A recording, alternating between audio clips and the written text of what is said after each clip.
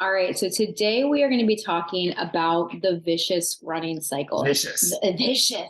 And this is a term that I've kind of come up with. It's something that I've recognized that happens to a lot of runners, right? Like, unfortunately, and I call it vicious because it is vicious, right? Like, we don't realize that we are in this cycle oftentimes until we are at like the very negative side of it. Until we're at like step 4 of the cycle.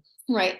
So basically, a lot of times what we see is that we see runners that are feeling stuck and they're feeling frustrated. And so I always like to try to figure out why things are happening so that I can help more people. That is like my goal in life, is to help more people to live healthier, more joyful lives. And when I look at runners, running can be such a joyful activity. Running is something that is so good for us. But so many runners get stuck in frustration and in this vicious cycle that I've seen. And I started to kind of recognize it when I was working as a physical therapist, right? Okay. And really, it's one of those things that can be just like a vicious cycle outside of running too. Like, I do see a lot of times that like people just kind of get into these cycles. Like, for example, like in my physical therapy practice, I used to see patients that would come back time and time again for the same issue. Which is never what you want in physical therapy, but it's kind of how the system works. It depends on your goal, right? If your goal is to make money, then you might like those repeat customers. But me as a physical therapist, not owning that business, even if I were to own this business, I wouldn't want the same people coming back over and over again, right? I always used to tell my patients, my goal is to make you not need me anymore. Like, that is my goal. I love empowering people with tools and information so that they can take care of themselves. But a lot of my patients were in this cycle where they would, have an injury, and then they would come to physical therapy, and then they would get better, and then they would go back to kind of doing things the way that they did before, and kind of let their exercises fall aside, and then they would end up with that same chronic pain flaring up again. Right, which is similar to the running injury cycle. Can you just sort of like lay out what it is that the running cycle is? We'll go into it on all the different parts in detail here, but just as a big overview, the running cycle is great. It starts off in such a happy, joyful place. Yeah. It starts off with improvement. Everybody's improving. Yeah. Like, that's step 1. But before we jump into the cycle, go ahead. I just want to plug our 31 days of running tips. Yeah, okay. So if you guys aren't following us yet on Instagram or TikTok, head over TikTok at Real Life Runners, Instagram at Real Life Runners. We're at Real Life Runners on all the platforms. And we are posting 31 days of running tips in the month of December 2022. I don't know when you're listening to this. Maybe it's 2025 by now, but because I know that we've got some new listeners that like have reached out, some of our new clients, and they're like, oh, I found your podcast and I went back to episode 1. I was like, ooh. We were a lot different in episode 1 than we are now. Maybe just skip the first 30. I shouldn't say we're different. We're just like much more comfortable and more experienced. Like, when I like listen back to some of those old episodes, I'm like, oh my goodness. Like, I feel like it was very like regimented, scripted, more robotic.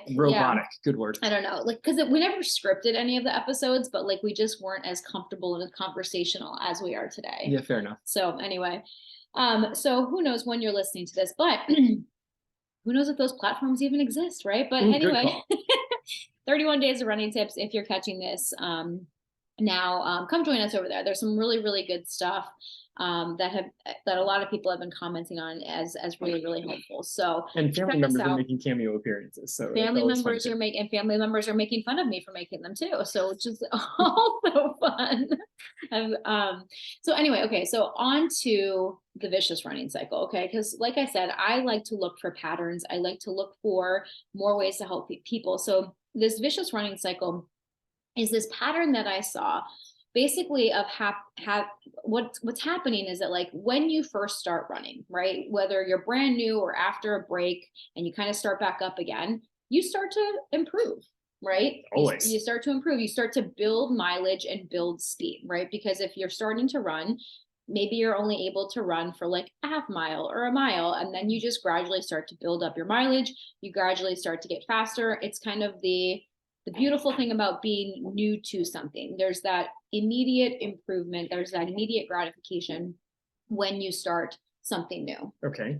Then what happens is, a lot of times you will build the speed and the mileage, and then you get to a point where that progress will start to plateau, right? You stop getting faster. The mileage seems harder for you to continue onwards. There's some sort of plateau that happens. That's part of the beginning of the viciousness. That beginning, right? That is often the catalyst for the viciousness. If we could just continue the improvement, that'd be fantastic. But it hits this plateau, we start the viciousness, because no one really super enjoys the plateau. So you hang out there. Okay, but so let's run through quickly then. Right. So the overview. Okay, so build speed and mileage. Then eventually, at some point, your progress starts to plateau. At which point, most people will then start to do more. People will start to push harder, try to run longer to try to get off that plateau. And what happens is that often leads to either burnout or injury. And after burnout and injury, then you have to take time off, or you have to pull back, and then you kind of go back, into the cycle of building speed and mileage again. Like you have to then rebuild after injury or after having to take time off because of burnout, right? And so it becomes this vicious cycle.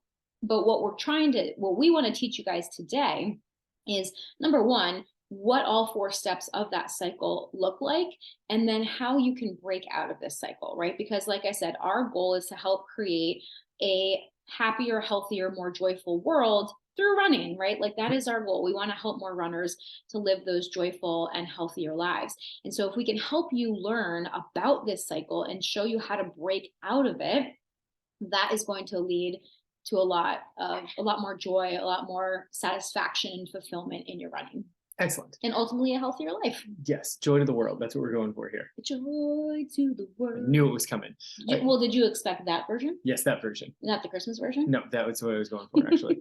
All right. So when you first start, like round 1 of the cycle, round 1 starts with the awesomeness that is the blank slate phenomenon. Yep. When you start whatever the new thing is, if it's running, but this is how the cycle applies to so many different things. When you start a new thing, you automatically start getting better at it, because when you first start, you're probably not that good at it, or you're nowhere near your potential at it. Yeah. Like even if you're good at the thing and you're like, oh, wow, I'm naturally just kind of good at this thing, you're nowhere near maxing out potential. So you immediately start improving towards that potential. Yeah. It's like the beginner's luck phenomenon. Yes. It's also the glory of coaching high school freshmen. Yes. Like as long as you don't hurt them, they're going to get better. Right. You could throw anything at them and it's like, oh, well, that's a new stimulus, and therefore they're going to use it to get faster. It's fantastic. Right. So that's kind of like when you are coming in as a new person to a new activity. So when you're new to running. But then you also hit this, like if this is your second round of the cycle, like we kind of said before. 800th round of the cycle. Right. Where you're regaining your fitness, right? So depending on your break, depending on how long your break was and why you took that break, you can again regain that fitness relatively quickly, especially if it was a shorter break. So if you took a shorter break, maybe you went on vacation for a little while, maybe life got in the way, and then you had to take an extended break and you get back into it, the shorter the break, the longer or the less time it will take you to regain your fitness, right? And a lot of times you can regain that fitness pretty quickly, unless it's coming off of an injury, in which case a lot of people end up forgetting the plateau and just going straight to the injury and burnout because they try to push too hard. And then they kind of bounce back and forth between those two things, which is definitely not where you want to be. But yes, anytime that you are like starting a new activity or coming back from an activity, there does tend to be this period of time where the progress is much more rapid. Yeah, it's much more rapid progress. It's not exactly linear, but man, it's awesome improvement. It is so happy. Yeah. You're like, man, the running is phenomenal. Yeah. It might not be awesome every day. Like there's still going to be days where it's like that run was rough. Day 2. But well, I mean, that's the thing. It's because running is so physically demanding because of the impact of actual running. If you're coming off after a break, even if you're in phenomenal shape, you run a race and then you're like, oh, I'm going to take like a week off, and then that week stretches into a couple weeks, and then life gets in the way. Now you're 3 weeks post run. You're still in relatively good shape. Right. But you haven't physically run in a while. So that first one is just going to be like banging on your body. You're going to be remarkably sore after that, even though cardio-wise, you're probably in fairly good shape. Right. So, and this is both awesome and awful at the same time, right? Because like when you get this period of rapid growth and improvement, a lot of us get fooled into thinking that that's how it's supposed to be. right? Like this is the normal part, right? It's normal for me to progress this quickly. It's normal for me to just jump back into this totally like ready and moving and improving, and this feels great. This is what running is. And it's not. Like, news alert, news flash, sorry to tell you, that's not how progress is supposed to be. That is what happens a lot of times in the beginning or when you're coming off of a break. But in general, progress is not linear, and progress, there's no good like indicator or timeline, because it's so individual based on you, your life, your body, just how your body adapts to running and training and all of the things. Like, some people's bodies are just quicker adapters, right? Like, they just adapt more quickly and they make progress sooner, versus others that take a little bit more time. And it also depends on what you're trying to adapt. Like you say, some people are faster adapters. Some people are quick adapters to speed. Some people are quick adapters to the endurance. And like, overall in the population, you can increase your speed great at a faster rate than you can increase your endurance. But that's not exactly the same for everybody. Right. And it also depends on like what your history with athletics has been as well. Oh, 100%. You know, like, if you were very athletic growing up and you trained and you were into sports and all of the things, you will most likely make quicker progress when you first start running, or when you like get into running, versus someone that has not had that same level of activity, because that person's body just is getting used to physical activity. Whereas if you have somebody that has been active, just not a runner, they're already used to activity. They're just not used to this specific activity. So they're going to make gains more quickly as well. Yeah. So that's like another reason that you should also never compare yourself to other people, because you have no idea what their history is like, right? Like, you're like, well, we've been running the same amount of time, but this person's so much faster and they can run so much longer. But did you live the same exact life as that person? Are you the same exact age down to the minute of, you know, as that same person, right? Like, you're not. You're a different person with a different life, with a different history, different background, different body, like all of the things, right? So this is one of the reasons that comparison is never a good idea. All right. So I think that kind of covers a lot of the details, the nuance in that first step where there's a lot of improvement. Yeah. And it seems like everything's going great. But understand that that's not the normal part. Right. Like, I think that that's the key from this step.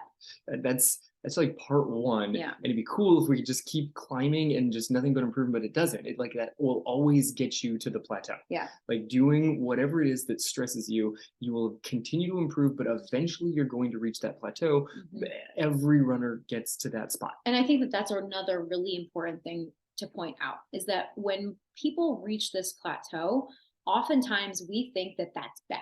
That means that our training is not going correctly. Our training is not happening the way that it should.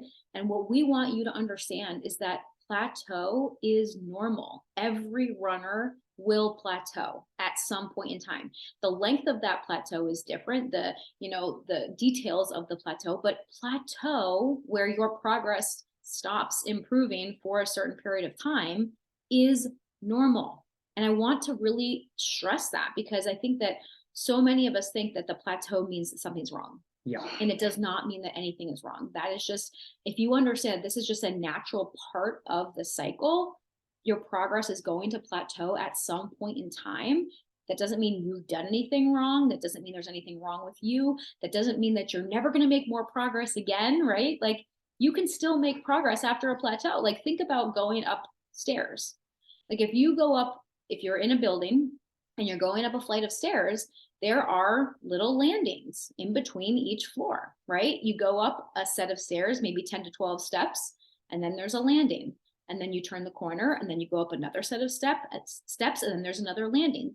Those are plateaus. Same thing as plateaus in your training. You're going to hit those flat spots sometimes. Right. You didn't reach the peak. You just reached the plateau. Right. You just reached that plateau. You're going to hang out there for a little bit, and then you're going to continue to climb. Like, that is part of training. Right. So from like a more straightforward perspective, the plateau in general shows up because if you want to keep improving, there's a very key training philosophy. You stress the body, and then you recover, and the body will build back stronger. Right. So if you keep putting in the same training, you're going to do the same mileage, you're going to do similar speed. Like, even if you've got a variety of different speed work, if you just keep repeating the same thing, eventually what you're doing is no longer going to be stressful. And if you take the stress out of stress plus recovery gets you to a higher level, then there's no chance of getting to a higher level. The opportunity for growth has been removed because you're literally just not physically stressing yourself. So that's a lot of the plateau. But sometimes the plateau is kind of sneaky. It shows up even though there is sort of like very small growth. And this is part of the whole idea that growth isn't linear. Like, it goes up and down. So maybe it looks like you're going up and then backtracking and up and backtracking. And if you really look at it from like the 30,000 foot view, it looks like a plateau. Or it looks like the weirdest growth. You're going forward and backward and forward and backwards. That's living on the plateau. Yeah. But that could be setting you up for the next thing. So instead of hanging out on the plateau, a lot of people kind of try and push towards the next thing. What else do you want to say on that plateau level here? I was the one thing that I was going to say about the plateau is that, kind of, and you just basically addressed it, is that the plateau doesn't mean that you are just staying at the same level. It might even be like a slight decline. Sure. Right. Like, and that's where people again start to freak out. Like, they start to freak out when the VO2 max on their watch, on their GPS watch, goes down a notch, because they're like, oh no, I'm detraining, right? Or Lord Garmin tells you that you are unproductive for the day, or that you are in detraining status, right? And this is one of our issues with all of the technology out there. It is great. There are so many benefits. There are so many benefits, I should say, of this wearable technology, but there are also the downsides, right? There are the dark side. And so many people will allow the wearables to determine whether or not they are actually making progress, to determine how they felt about that run, or about this training cycle, or about any of it in general. And there's so much frustration that can come along with that. So I think just understanding, like, the biggest thing, like I said at the beginning, about the plateau that I want you guys to understand is that it's totally normal, that it doesn't mean that anything is wrong. Like Kevin said, it might mean that you go up a little and down a little, and up a little and down a little. But if you kind of look at, like, if you drew a line in between, you're about at the same spot. Yep. And again, totally okay. The key is, how do I then get off of the plateau? Or how long should I ride this out, right? And that's kind of what we're going to help you guys understand here in the rest of the episode. All right, perfect. So again, step one, you're improving. Everything's looking great. You just keep getting better, farther, faster, whatever it is. Yeah. And then you hit the plateau, because look, the overall principle is you're no longer stressing the body. And so you essentially hang out at a similar spot. Yeah. So the next logical step is, well, running needs to get more stressful. And right. So you look at it, you're like, well, if I keep running the same and I keep running the same speed, it's not a stress. So I'm going to do everything further and faster. And that's one of the biggest issues, is a lot of runners look at this. They're like, well, it needs to be more stressful, so I'll make everything a little bit more stressful. Everything gets further, everything gets faster, and it leads to a couple of different options. One of them is awesome. It takes you back to step one. Improvement shows up again. Yeah. Like, cool. But the other possibility is the injury burnout. And eventually you stop taking step one. Right. Eventually the improvement will stop, and you're going to lead to that injury burnout if the answer to get off the plateau is always just more. Just do more. Yeah. Like, if you're always just pushing the gas pedal a little bit harder, eventually that injury or burnout will come. It's just a matter of when. You do go faster, but eventually the engine's going to blow up on you. Yeah. And you don't want that, right? So the key here, and the big question that we want to help answer for you and help you kind of figure out how this might apply to you, is, what if you never had to get to that injury or burnout, right? What if you could break from this cycle where, you start to improve, your progress plateaus, and instead of then pushing harder and doing more and getting to that injury and burnout, you kind of skipped over injury and burnout and went right back up to making progress again. Yeah. Like, it's choosing the better of the two possible outcomes. You get back to the improvement that you want, right, and you skip the injury burnout. Like, you can just 3-step the process, like improvement, plateau, and then push a little bit more intelligently. Well, I think that instead of saying push a little bit more, it's change the stimulus. Yes. Really, it's like, it's alter your training, adjust your training is really what it needs to be. Like, and when I say the vicious running cycle, like I did before, I put in there, push harder and do more, because that's what most people default to. But really, we want to change that third step to adjust your training. You have to do something different. You have to change the stimulus that you're giving to your body if you want to get off that plateau and have a different result. Right. And the easiest way to adjust the stimulus, and that's why so many people get onto the cycle, the easiest adjustment is simply the same thing, but more. Do more. I know this training method. So if I just do this training method, but I turn the notch up to 11, clearly I'm going to get better results. And a lot of people default to that because they've seen results from that method. Right, because they saw step one. This was giving me improvement. Correct. It's not giving me improvement now. I just need to do it more because it was working for me. Right. And the other thing is, if you adjust your training in a different way, that is fear of the unknown, right? Yeah. That is an unknown as to how my body is going to adapt and react to that. I don't want to go backwards. So I don't want to do something that's totally different because I don't want to go backwards. And this is where so much of the pushback comes when we start to tell people about our method, like the way that we like to train runners, where they're doing 80% of their runs at an easy pace. There's so much pushback to this because they're like, oh, wait, that doesn't sound right. I don't want to get slower. Why are you having me run slower? And we try to explain to people, if you run slower, if you keep your effort level easy most of the time, then you will be able to push harder on your harder days. That's going to lead to more improvement without the injury and the burnout. We're trying to help bypass step 4 of this vicious cycle for people. But that's where so much of the pushback comes, is like, I don't want to get slower, so I don't want to try this new method because it might not work for me. How do I know it's going to work? Like, we want certainty.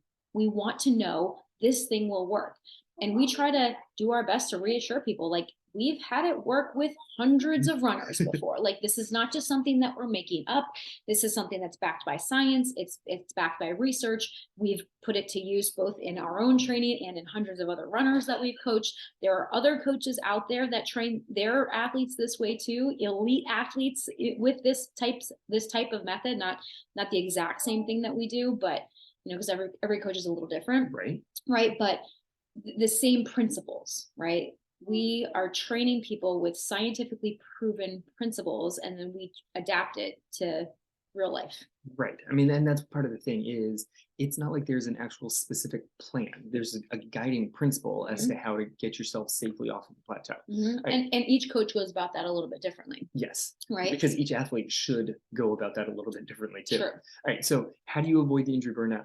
I, again, say that there's 2 options to this. Okay? And one of them we're going to spend more time on, but there is a first choice. There are 2 options. You could just live on the plateau. Yeah. Like, that is actually a choice. You'd be like, man, I'm stuck at this level. Instead of saying I'm stuck here, I'm not getting anywhere, maybe look around and be like, do I actually enjoy this place? This is pretty cool. Like, are you living a very healthy lifestyle? You're going out, you're physically fit. That, like, the plateau could be great. It doesn't have to be. Like, you could choose the second option here also, but it's also quite possible to hang out on the platform for a little while and be like, this is pretty awesome. Look at what I'm capable of doing. Okay. There is a caveat that comes with this. You have to understand the plateau is not actually flat. It is, in fact, a gradual decline. Yeah. Okay. And Angie pointed this one out already, that if you don't keep stressing your body, you will eventually adapt to what you're doing, become even more efficient at it, and then start gradually regressing. Right. And so you will move backwards if you keep doing the same thing over and over and over for a long enough period of time. Like, for a certain period of time, and again, that period of time is different for everyone. I can't tell you, for you it's 2 weeks or 3 months or 6 months. Like, I don't know what it is for you and your body and the way that your body reacts to things. But if you're running the same mileage and doing the same workouts for a period of time, you're going to be at the same exact level of fitness, right?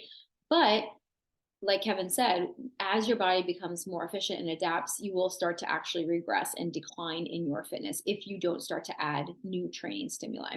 Right, which leads to your other option. So live on the plateau, because there's nothing wrong with that. Especially in certain seasons of your life. And this is one of the things I wanted to point out. I think I want to mention this part a little bit later. I've got it actually typed up into the outline that you can, like, you don't have to choose to live there indefinitely. Yeah. But living there is certainly one of the options. The other way to avoid the injury burnout. Hold on, but I don't want to just like skip this? I don't want to skip this, Okay, because I think this is important. Okay, talk about it now. Well, because I think that, like, depending on what's going on in your life, and we can mention it later too, but like living on the plateau is a great choice. And I think that we as runners are often so conditioned to like want to improve at all periods in time.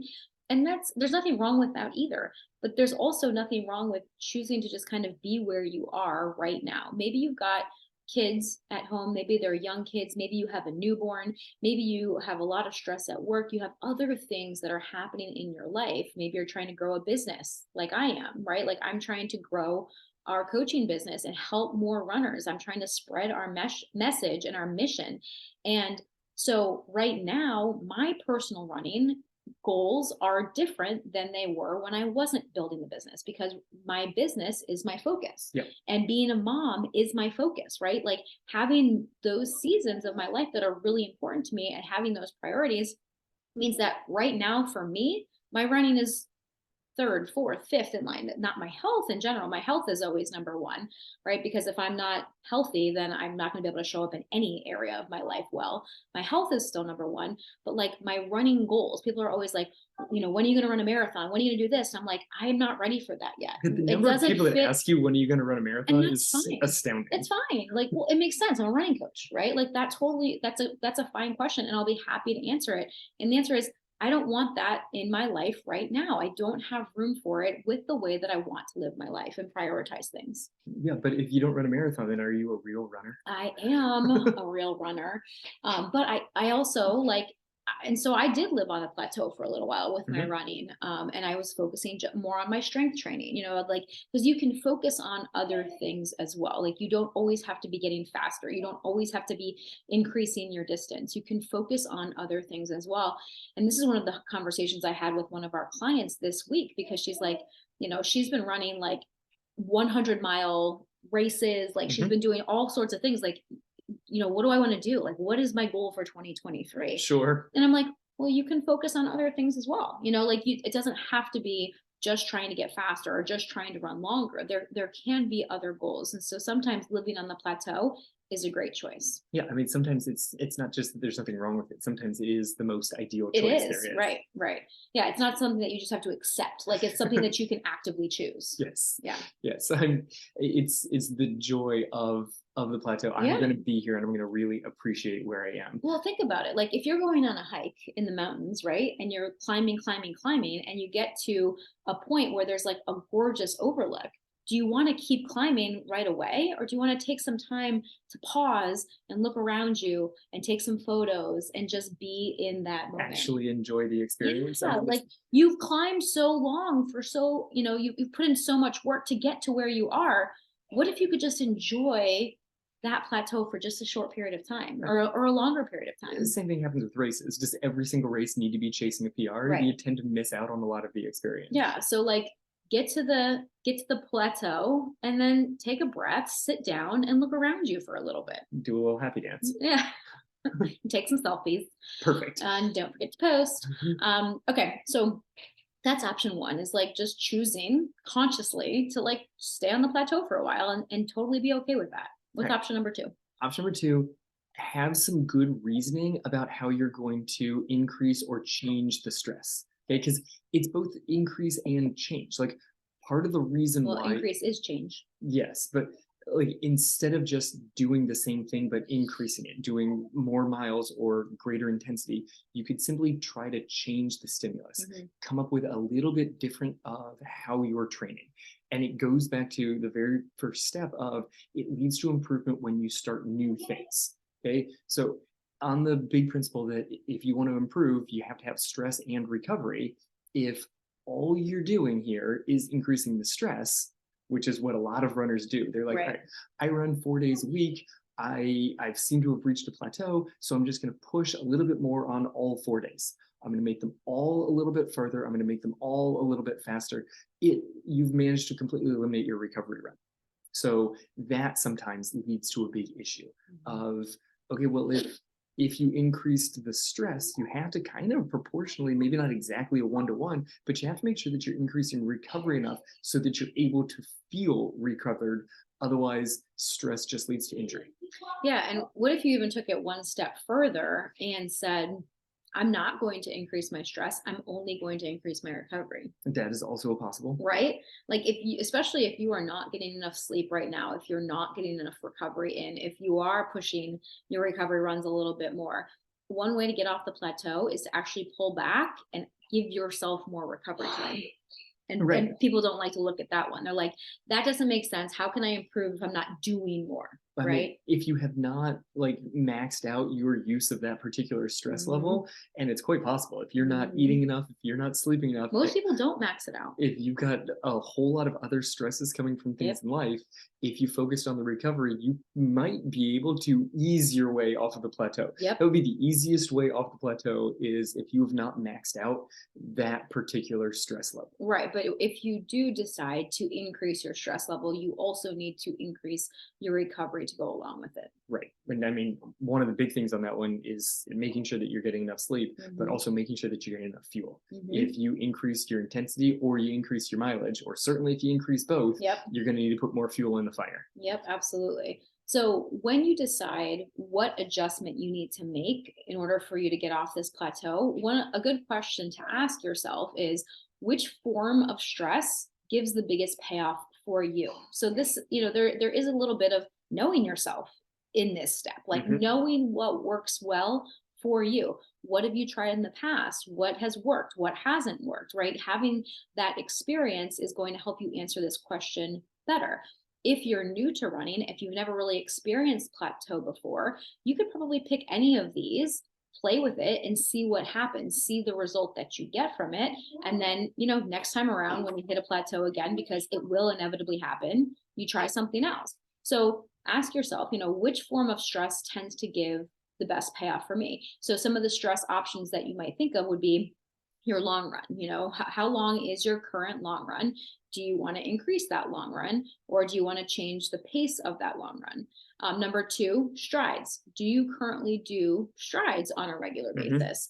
If you don't, adding strides in once or twice a week can really do a lot for your fitness. I saw Steve Magnus post about this just this week, about like just throwing in some strides like twice a week can really up your level of fitness without increasing the stress level too much on the body. Oh, he took it even further because he threw in hill strides. Well, yes, that was like 8 seconds of hill strides. 8 seconds of hill strides. Of pushing yourself really hard for 4 to 6 times, 8 seconds up a hill, and just sprinkling that into your run. If you're looking for like, what's the lowest hanging fruit that I could do and just add this in, because these are various forms of stress you could put in. This does not mean put all of them in. No. Like pick one. Yeah, like pick one. And one of the easiest ones, if you are not doing strides on your plan, like I'm going to put that one right off that. If you have not added strides to your run, put them in and watch the magic happen. Like you're going to leave that plateau behind, because it is a great way to tap into something without increasing a huge amount of stress on the body. Yeah. And it's one of the things that our runners, like our clients, love the most about our program. Like when they first come in that first month, it's like I said before, there's a lot of pushback on going slower, but then we're like, yes, we're going to take this from you, but we're going to give you strides. Here's strides. Here's strides on a silver platter.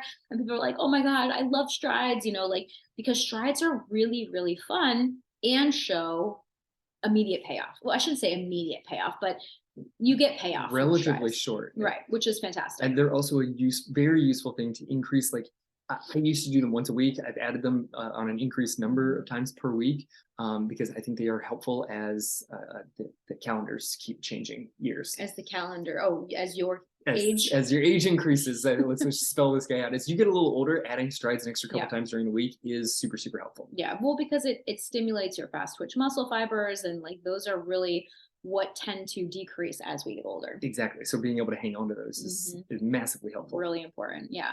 So okay, so long run strides, moderate speed. So we're talking about like tempo types of runs here. Yeah. Which a lot of people, when they first get into running, do most of their stuff at moderate. Right. If you've been listening to us for a little while, we talk this whole 80-20 thing where like make sure that your easies are easy, that your hards are hard. Oops, sometimes people forget about the middle ground. Okay. And this is often not an issue for people when they first get into running because they do so much of their running in the middle ground. Right. But sometimes people get a little bit too polarized on this. They're doing hard stuff really hard, easy stuff really easy, and they forget the middle ground. So if you look at your training schedule, honestly look at your training schedule, you're like, do I do anything at the middle pace? Yeah. If you haven't, try putting in some middle pace runs. That's going to have some big payoff. Well, and also if you're someone that has listened to some of our advice and taken most of your running down to that easy level, you can get very comfortable at that easy pace, which is great, right? Like we love easy running, stick with that L2, but when you're so comfortable and you love those easy runs, sometimes you're like, ooh, have I pushed myself to that medium pace in a while? Like, because it's very easy to go out on those easy runs because they're more enjoyable. You feel better after them. And like stress when you're pushing yourself to go harder is not always fun. Right. And like moderate speed does not have to be the classic old school tempo run of it's 20 minutes at a moderate effort. And then we called it, you can mix this up. You can make this into like fartleks of like 1 minute on, like 1 on, 1 off, and just bounce back and forth. Like as long as you can play overall, with it can be fun to have some moderate speed. So there's a variety of ways to do this. Yeah. And then the fourth thing that you want to look at is strength training. Okay. So number one, if you are not strength training, you need to strength train, period. Like all runners need to strength train. That's coming from a physical therapist. I have been practicing for over 15 years. I have worked with tons of runners. You need to strength train. If you want to get stronger, if you want to get faster, if you want to avoid injury, you have to strength train. It is not optional. Okay. Right. Doctor, I have a question for you. Okay. Okay. I said, if you're looking at this list, low hanging fruit is strides. If you're not strength training, I'm 100% on board. You have to strength train. Can you put in strength training and strides, or is that going to be too much change? I think it would be fine. You could also stagger it by like a couple of weeks. Okay. Right. But if you don't have any strides, adding strides once a week and adding strength training at the same time is totally fine. I think another big key here is making sure that you're doing strides correctly. Yeah. That strides peak out at, like, it's not sprinting. I heard somebody explain strides really well. They said, as long as your arms still essentially look like your arms on an easy run and they haven't turned into like, full sprinter arms. Exactly. Like there's a difference between distance running arms and sprinting arms. If you flipped over to sprinter arms, you're no longer doing a stride. That was their analysis of it. I thought it was pretty solid. Yeah. But with strength training, so number one, if you're not doing it, you need to do it. Number two, if you are doing it, you could increase your intensity of strength training. You could add another set. You could add resistance or weights. You could add different exercises. There's a ton of different ways that you can mix up your strength training in order for you to get more gains and more payoff. Excellent. All right. So without strength training, make sure strength training is like one of the first things that you're adding in there. Yeah. Especially because that's going to probably help prevent you from getting over onto the injury side of this cycle. Yep, it will. Even if you press a little harder, if you're stronger and your body can take it, you're still going to be more injury resistant. All right. So knowing what you're going to get the big payoff for, that's a good question. Another good question to ask is, what's the ultimate goal of this? Okay. And there's a few options here. Are you trying to run farther? Like, is it like, what I'd like to do? I'd like to be able to just casually go off on a 10-mile run. What you are going to need to focus on increasing your long run. Like that's going to be a thing that has to be there. If you're not doing strength, I would start with strength as you very gradually try to increase the long run. Don't be like, well, I've never done strength before, but my goal is to run further. So I'll just add a mile to my long run every week. That's a setup for injury. Yeah, don't do that. And this is one of the big things that we like to help people with is getting them on a strength building cycle before they go on to like a mileage building cycle. And if you have a timeline, an appropriate timeline, there's time for all of that. Like we've got a new client, shout out to Matthew, like he came to us a year in advance of his big marathon goal, right? Because he's like, I want to run Chicago. I don't want to be injured. So I need some help. And a lot of times people will come to us, they're like, oh, I've got a marathon in 3 months. Can you guys help me? And it's like, well, yes, we can, right? But it would be better. You would feel better in the process if you started a little sooner, right? If you started on a strength building cycle. So it's learning how to stack training cycles on top of one another for you to get the best results. So it's like, if you are knowing that you want to build up to a longer race that you've never done before, or maybe one that you've done before, but it just hasn't really gone well for you, spending a few months to really build up the strength side of things without increasing anything else, without increasing your mileage or your speed or trying to focus on any of that. A lot of times that kind of happens, right? Like yes, it does. Your speed starts to get better without you actually focusing on it, but that's not the focus, right? The focus is the strength. Focusing on that, and then moving into like a mileage building cycle, and then into a race training cycle, and learning how to stack these things onto one another is really going to be helpful. Yeah, I mean, you kind of covered a lot of these different goals that you can aim for and how to stack the cycles. Yeah. But right, so different options you're aiming for: running farther, running a faster specific race time, which often leads to kind of like that race specific workouts, a little specific work on whatever the races you're going for, or just overall health. Like, is that really the ultimate goal of like, I want to make sure that I'm optimizing my health. I'm not sure that this plateau is where I've optimized my health. How do I get off of this thing? But with the focus of, I just want to overall be as healthy as I can. Yeah, absolutely. And what sometimes understanding that one goal might not be the best way to achieve that goal. Like, if your goal is overall health, sometimes there are training goals that might not support that goal of overall health, and being able to reconcile those two and decide which one is more important to you is really, really critical. Like, chasing a specific race time and overall health might not go hand in hand. It might not. It could. It can. Right. It totally can. The two are like, performance and health do not have to be contradictory. Performance and health can go together, can be complementary, right? But it depends on the approach that you take to that thing. But many times, I just had a great conversation. I've got a guest podcast interview coming out next month. And we had a really like a more in-depth conversation about this topic, exactly about like health versus performance. And many times, like the big takeaway from that episode, you guys can catch that. I'm releasing that one in January, is that when you focus on your health, oftentimes performance improves. Yep. But when you focus on performance, it doesn't always go the same way. Like, you don't always see, a good way of looking at it. You don't always see the same improvements in your health if the focus is performance. But often, if you're focusing on health, you do see increases in performance. That makes sense. Yeah. It's going to be a good episode.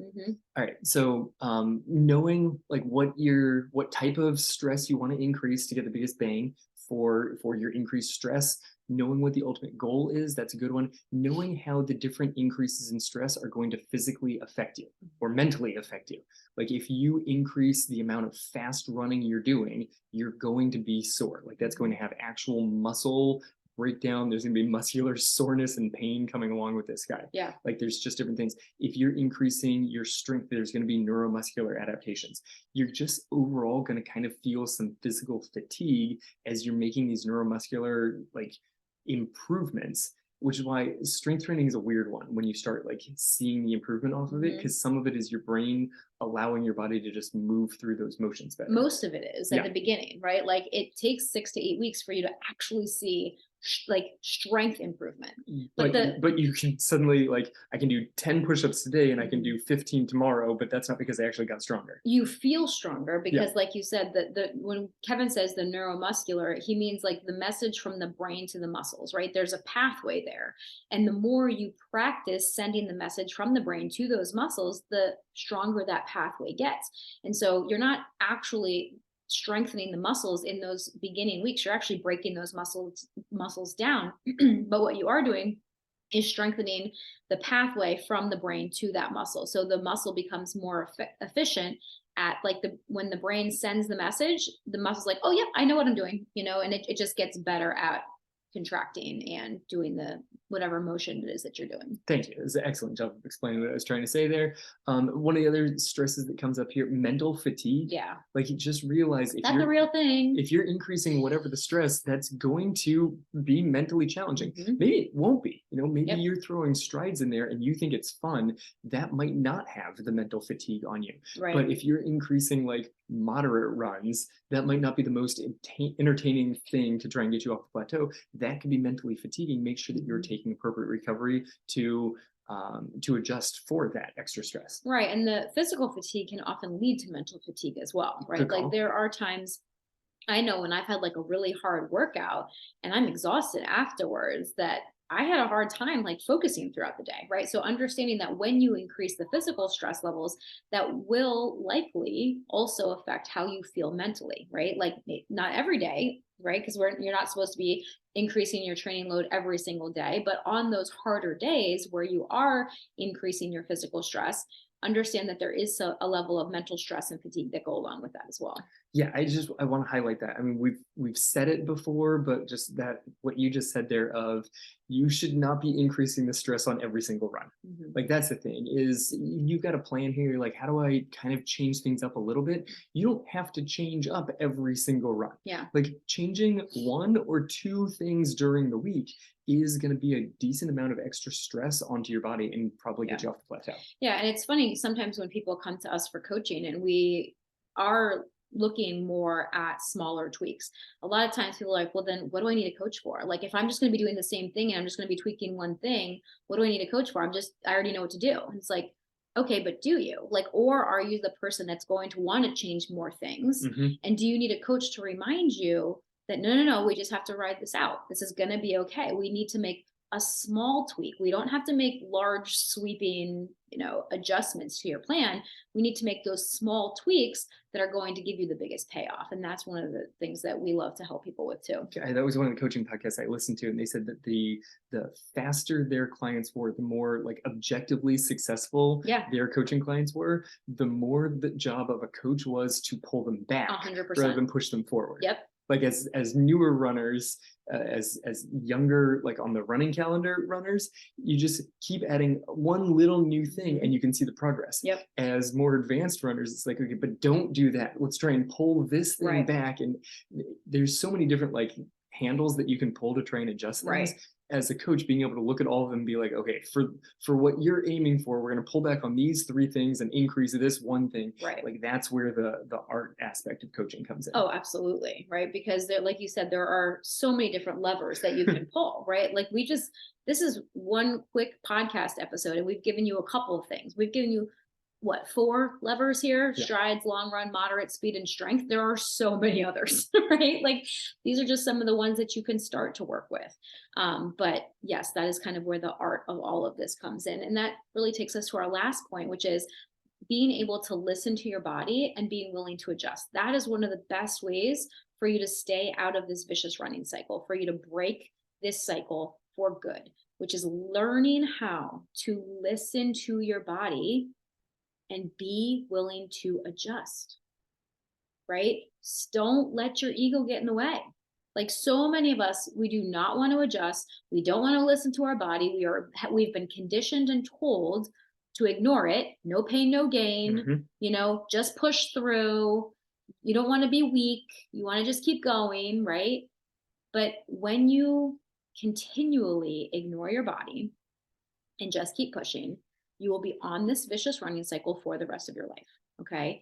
If you are willing to listen to your body, to pull back when you're feeling burnt out, to pull back when you're starting to feel tired, when you're starting to feel like those beginning signs of burnout, right? Like you don't want to get to the point where you're completely burnt out and then injured, right? But there are always those little signs ahead of time. Like when you start to notice, we should probably we'll do like a full episode on running burnout. I think would be really helpful. But like, when you start to notice that you're not looking forward to your runs, when you start to notice that you're feeling much more tired in your daily life than normal, when running isn't giving you the same sort of rewards as it has been, like these are all of those really small signs that if we don't pay attention to them can turn into something bigger, right?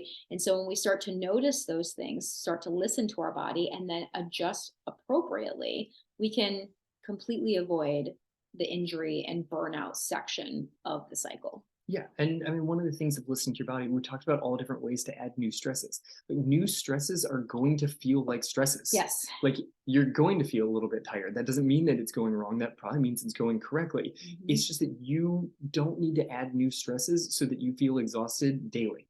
That's too much. That's overkill. And there are other sports where that seems to be the right thing to do. That's definitely not the right thing to do for endurance training. Right. If you push really hard and you feel like, oh yeah, today I pushed hard enough because I'm tired at the end of my workout, that's too much stress. Like you should not be super tired at the end of every single workout. Exactly. And then again, just going back to that point before of like understanding that there are seasons, you don't always have to be building to something. That plateaus are normal. Be willing to accept the plateau as just an expected part of your training. Hang out there for a while and then move forward, right? Like even like you can consciously choose to be on the plateau and just not have it mean anything bad. Like you have the power to assign that meaning to the plateau. And we like to assign the negative meaning, but it could be, okay, no, this is a really good time for this right now in my life. Yeah. You can choose the plateau. You can say, I'm going to schedule the plateau in for this chunk of the year. And that's a perfect season. Perfect season. All right, you guys. So hopefully that was really helpful for you. That is the vicious running cycle in a podcast nutshell. I don't know if it's a nutshell, if it's like an hour-long episode, but we're getting the information out there. So if you guys want some help with your running goals in 2023, we would love to be your coaches. We would love to help you figure out how to make this system, this method work for you in your real life so that you can achieve your goals. So if you're interested in some coaching, reach out to us. Okay. If you're on Instagram, send me a DM over on Instagram. If you like email, send me an email, Angie@realliferunners.com. We would love to work with you. Okay. We've got a group coaching option. We've got a one-on-one coaching option.